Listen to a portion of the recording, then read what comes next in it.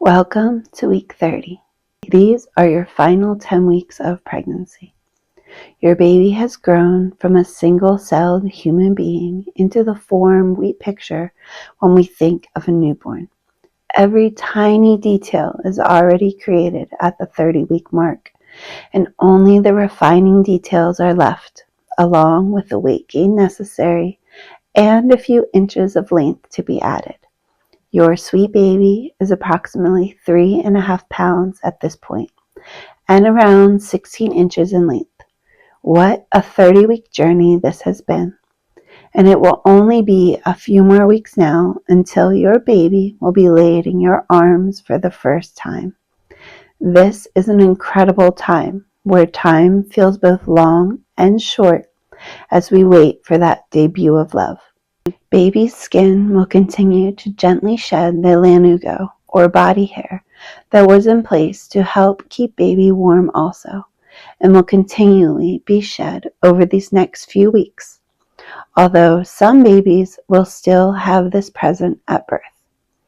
Your baby's lungs are the last organ that continues to develop and mature at this point until the 37-week mark, where baby is considered full term. Their bones are also continuing to harden now, so mostly baby is just eating, moving, and sleeping.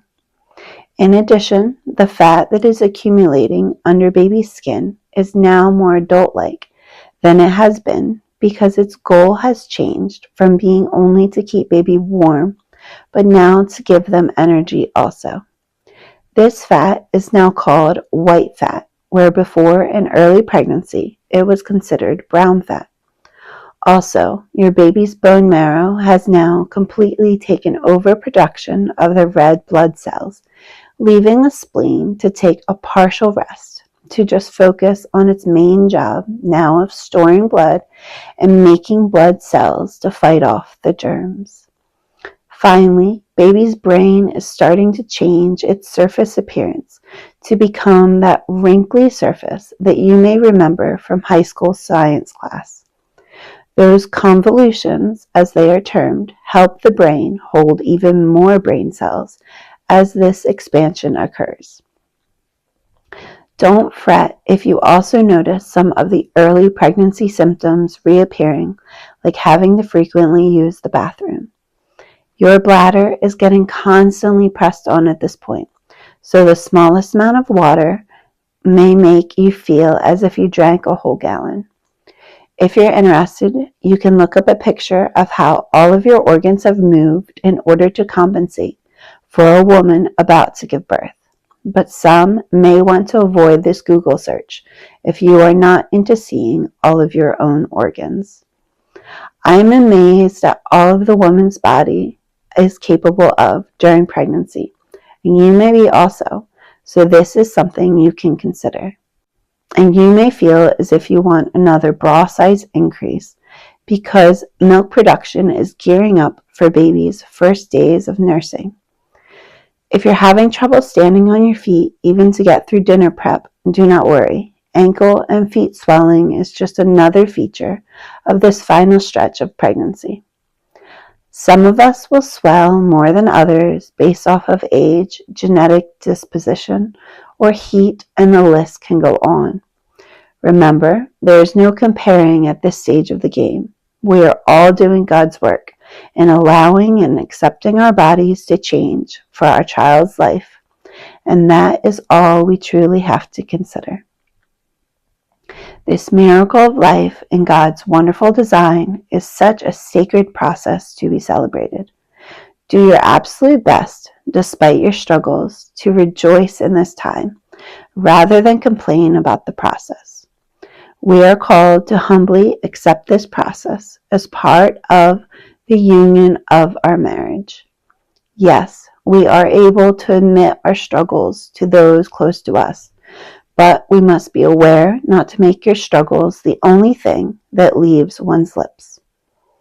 One way that we can show our humility as women during this time and during every Mass is something that seems to have been lost over the last 75 years following Vatican II, and that is the act of veiling in front of God.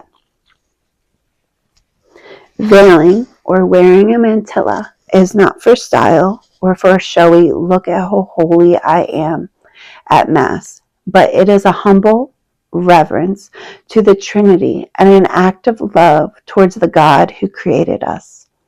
Veiling also does not have to be an old and shabby veil placed upon the head either.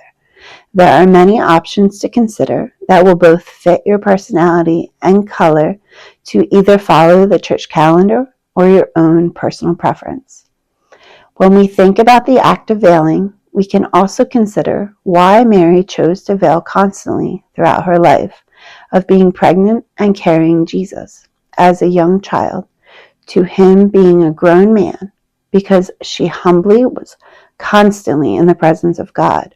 And as we consider this and choose to follow our Heavenly Mother, why will we not want to emulate her example? So, as we can see, a veil should not be reserved for a First Holy Communion or a wedding ceremony, but for every time we enter into the true presence of Jesus within the tabernacle.